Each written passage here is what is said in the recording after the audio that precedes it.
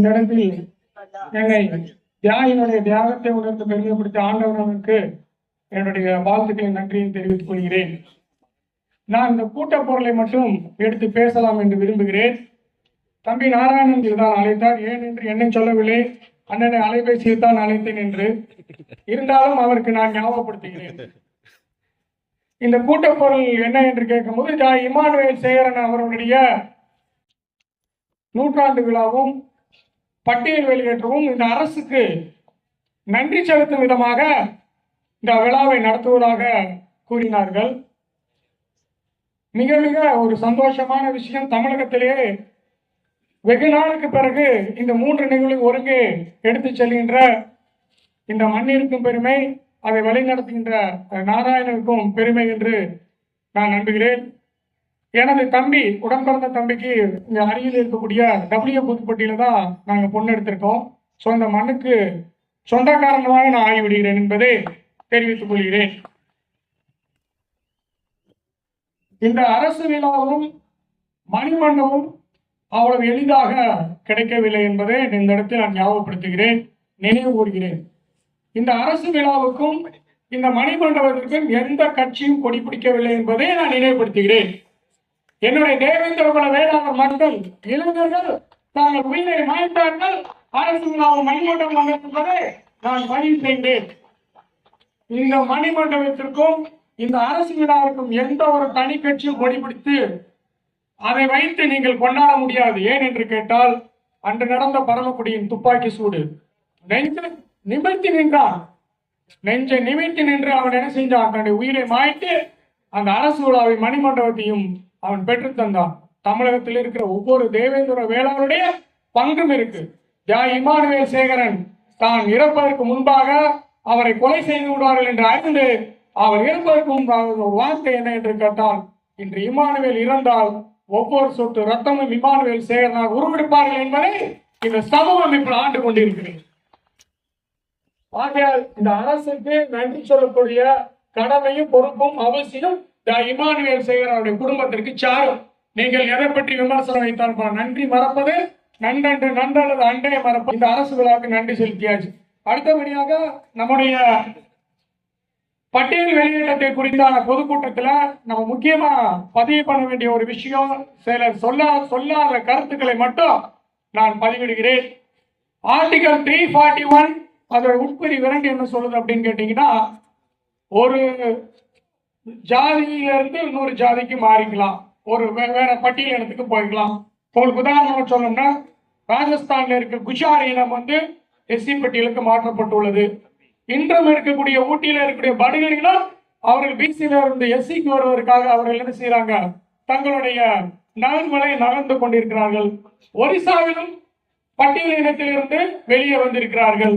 அப்படி இருக்கிற சமயத்துல 341 உட்பிரிவு 2 என்ன சொல்லுதுன்னா, ஒரு மனிதன் தன்னுடைய பட்டியலை விட்டு வெளியேறவும் அவன் பட்டியலில் சேருவதற்கும் உரிமை உண்டு என்று அந்த சட்டப்பிரிவை சொல்லுது. இது யாரால் செய்ய முடியும் என்பதை நாம் இந்த இடத்திலே கண்டிப்பாக பதிவு. இந்த பட்டியல் வெளியேற்றத்திற்கான செயலை முதலில் இந்த நம்முடைய அரசாங்கம், தமிழ்நாடு அரசாங்கம் பரிந்துரை செய்ய வேண்டும். முழுவதும் இந்த பட்டியல் வெளியேற்றத்திற்கான முழு அதிகாரம் நாடாளுமன்றத்திற்கு தான் உண்டு.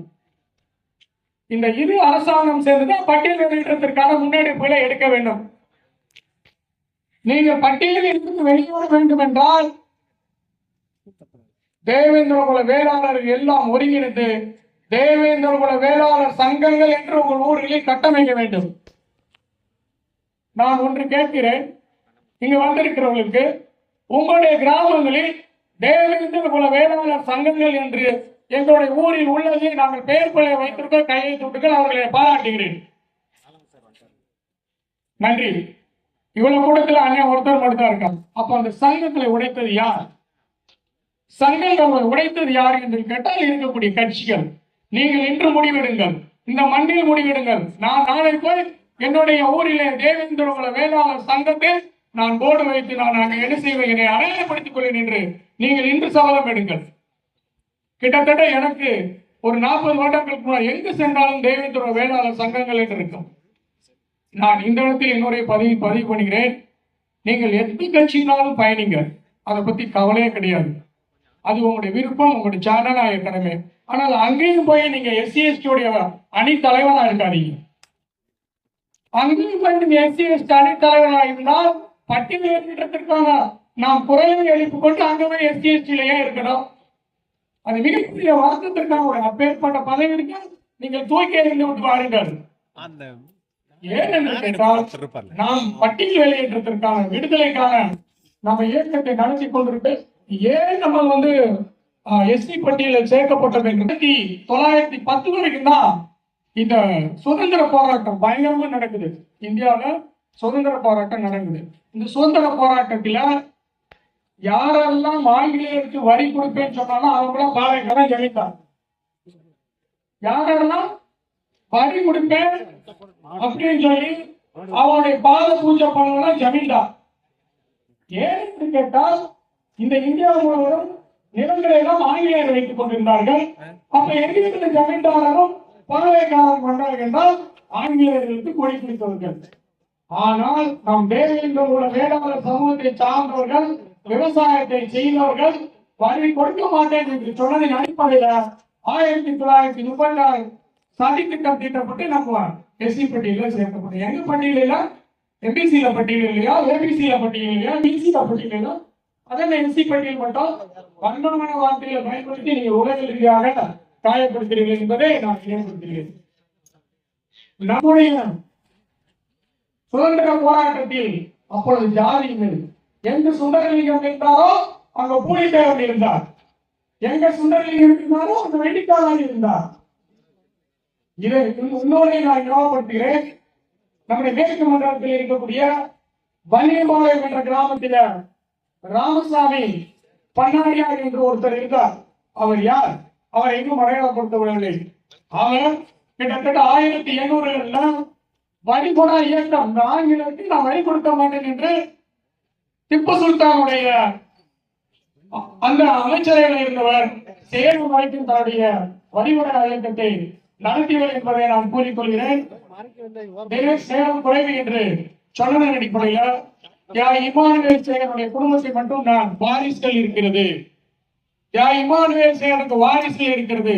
வரலாறு இல்லாதவருக்கு அன்றைய காமராஜர் எங்களுடைய அம்மா அப்பாவுடைய திருமணத்தை நடத்தி வைக்க முடியாமல் அவர் என்ன செஞ்சிருக்கார்? வாழ்த்து அனுப்பியிருக்கார். கக்கன் அங்கு தலைமையேற்று நடத்தியிருக்கிறார். அவருக்கு மொத்தம் 4 பிள்ளைகள். 4 பிள்ளைகளும் பெண் குழந்தைகள்.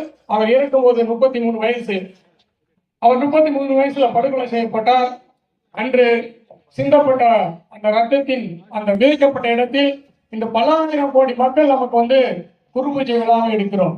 குருபூஜை விழாவும் நம் சாதாரண எடுக்கவில்லை, அரசாங்கம் எடுக்கவில்லை, மக்களால் ஒன்று திரட்டப்பட்டு மக்களால் எடுக்கப்பட்ட விழா. அப்பேற்பட்ட விழாவின் அடிப்படையில அங்க நமக்கு என்னது இந்த அரசு விழா நடந்தது. 4 பெண் குழந்தைகள் இந்த சமூகத்தினால் கைவிடப்பட்டு மிகவும் கஷ்டப்பட்டு தான் வளர்ந்தாங்க. எங்க அம்மா சொல்லியிருக்காங்க, நாங்க 4 நாளைக்கு ஒரு தடவை பள்ளிக்கூடத்துக்கு போவோம். ஏன்னு கேட்டீங்கன்னா ஒரே ஒரு யூனிஃபார்ம். சில காலங்கள்ல பொறிமுறை சாப்பிட்டு போயிருக்காங்க. அப்பேற்பட்ட அந்த நிலைமையில இருந்து எங்களுடைய அந்த இமானுவேலுடைய மனைவி கையப்படுத்தி வளர்ந்ததுன்னா இந்த வரலாறு எனக்கு தெரியும். ஆகையால் அவருக்கு 4 பெண் குழந்தைகள், மிகப்பெரிய வரலாறு உள்ளது இமானுவேல் சேகருக்கு என்பதை நான் பதிவு செய்கிறேன். மீண்டும் நான் நாகரிகம் கருதி இன்னொரு சந்தர்ப்பங்கள்ல இல்ல உள் கூட்டாரங்கள்ல எனக்கு பேச வாய்ப்பு கொடுத்தால் இன்னும் விரிவாக இந்த பட்டியல் வெளியேற்றத்தையும் இமானுவேல் சேகரோட குடும்பத்தின் வரலாறையும் பேசுகிறேன் என்று கூறி வாய்ப்பளித்த அனைவருக்கும் நன்றி கூறி விடைபெறுகிறேன். நன்றி, வணக்கம்.